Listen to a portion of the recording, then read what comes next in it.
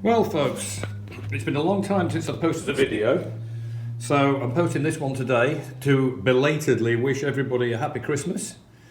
I know it's Boxing Day, but I've had that blooming awful super flu thing. Now, I didn't get a flu jab, for those people that are interested. I don't know if I'm paying the price or not.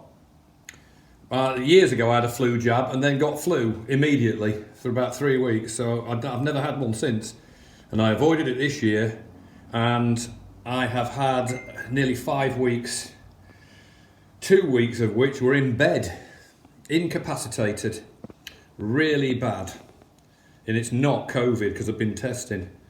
So if you've read about it on the internet, then you will know what it's all about. 38.6 degree temperature, 3 nights running. Eyeballs going to explode, or they felt like it. Excuse me. Lots of coughing and just totally shivering. My word. However, during that period, I didn't sawn the Royal Enfield. Oh no, I'm going to be using it because the weather's perked up. And one other distraction that I've mentioned before is this. Now, I know it's off message, it's going a bit off piste, as they say, but I had the chance to buy this at a really bargain price, and it's only done 45,000 miles, which is not a lot for one of these. They're often on eBay at 100,000 miles, and it sounds absolutely amazing. It did have some Delkovich stainless cans on it, and at great expense I bought the original system because there were 2 advisories on the MOT, the last MOT, well, previous 6 MOTs, louder exhaust, non-standard. I didn't like it. I don't like noisy bikes, and with these Delkovich it was just daft. It didn't sound right, throaty rumble on a bike like this. So I found a really nice set of standard cans, refurbed them a bit, used some lovely stove paint, which is really good for black exhausts, up to 600 degrees C. And the other advisory on this bike was that the swinging arm was rusty superficially. So I removed it, did a bit of welding on it actually with Franken welder. I'll see if I can post some pics. And then had it powder coated. I've also done a bit of welding on the centre stand and had that powder coated as well, although it's filthy at the moment. So that's where they tend to suffer. The swinging arm, I used a piece of thick steel, Franken welder, had to grind them down a bit, but absolutely great. And it came out really, really clean. And from the powder coaters, you can't really see that too well, but there it is. So that's addressed that. Now, it's got a top box as well with a seat rest, which I've taken off because it tends to rattle a bit when it's got nothing in it.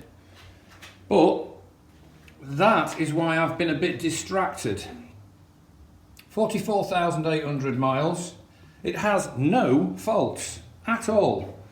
And I've been looking anyway for a project bike because, beautiful as this Tangerine Dream is, there is only so much you can do on any machine, isn't there?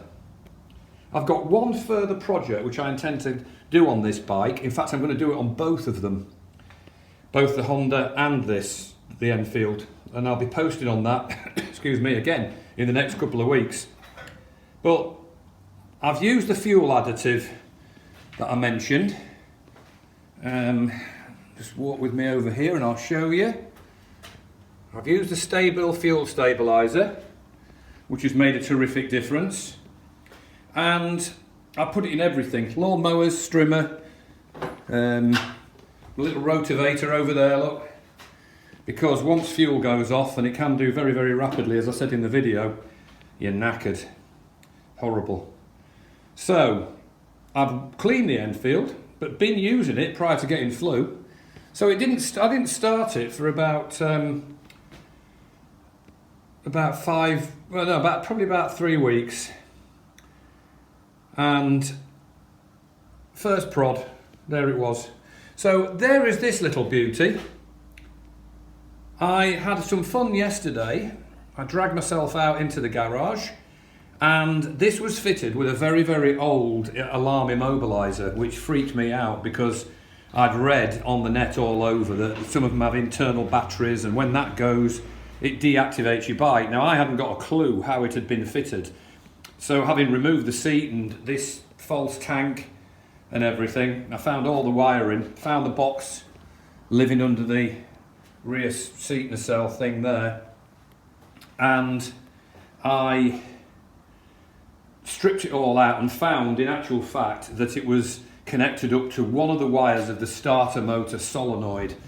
So I did a little autopsy on it and ended up chucking most of it out. So most of it is in there, and oh, here it is. Yeah, you know, sirens, and look at the wiring. He'd use that for it. Not good. Not you good using, you know, just bell cable. It's not even colour coded, so you could get your polarity mixed up dead easy on that. Plus, I noticed that the remote control, actually thinking about it, I haven't binned that yet. The remote control, whilst it flashed, where is it? Oh, I did bin it. Whilst it flashed the rear indicators, it didn't make any sound, but when you turn the ignition on, from the speaker that was at the front of the bike, it said, "Please drive safely," which I found extremely irritating, as if I need a little speaker under the fairing to tell me that, and everybody else that's passing. It was a good trick, and I would go into the town, park near the shops, and then you'd get some, I don't know, parents going past with some young lad, you know, little toddler, and you'd turn your bike on and it goes, "Please drive safely," and they're all like, "Ooh, look, I'm a talking motorbike." But it did get rather annoying, and it certainly freaked me out, the idea that it would just... I wasn't sure how it was wired into the bike.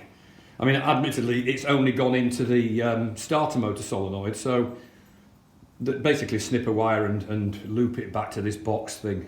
But it was horrible risk. I mean, I just didn't like the idea of it. So here we are. I do hope nobody thinks I am being a traitor to the cause. They're all motorbikes, and they are what I would call little and large.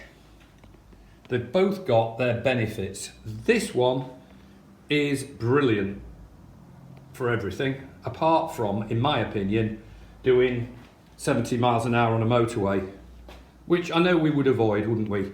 We don't really want to do that. Let me just wipe this lens, hang on. So I'll clean the lens.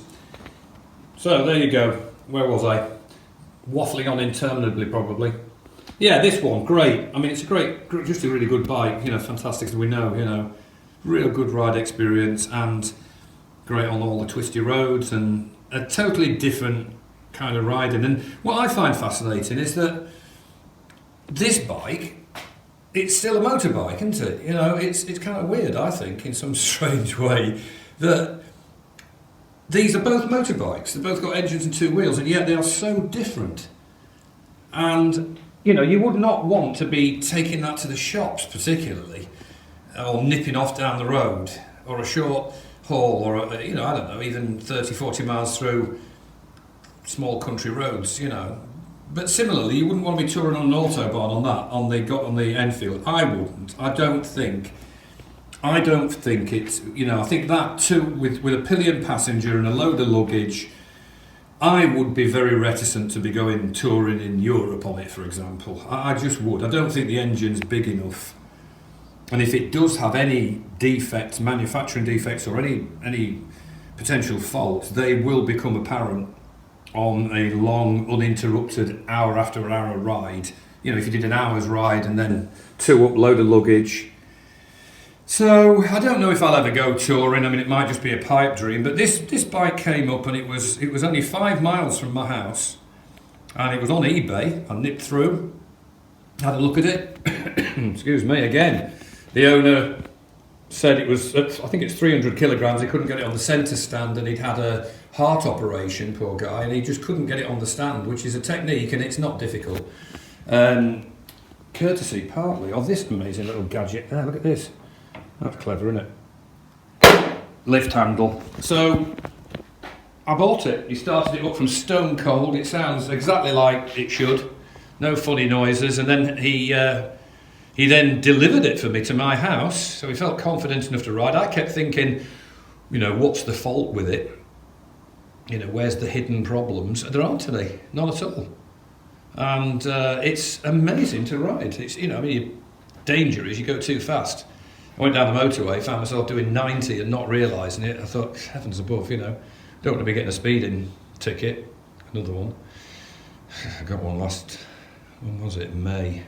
34 in a 30 zone. Yeah, great. So, yeah, I find it amazing that they are the motorbikes, and yet they're so different. And to be honest, I'm enjoying using them both. And I start a new job on January the 5th. So the chances are, if the weather stays mild, I'll be commuting on the Pan-European. So there you have it. This is why I've been offline. I've certainly been online, lying in bed languishing, listening to YouTube videos about one thing or another. And finally, I think I've turned the corner and I'm getting, you know, feeling a bit better. So I will leave it there for now. I've got a project I'll be doing on both bikes soon, and I'll post on here about it. And I just, you know, I don't have millions of subscribers, and I'm not a fancy YouTube channel, I know that. But I'd just like to wish everybody a belated happy Christmas and all the best for the new year. And if you are like me, intending to keep using your bikes, you know what I'm going to say next.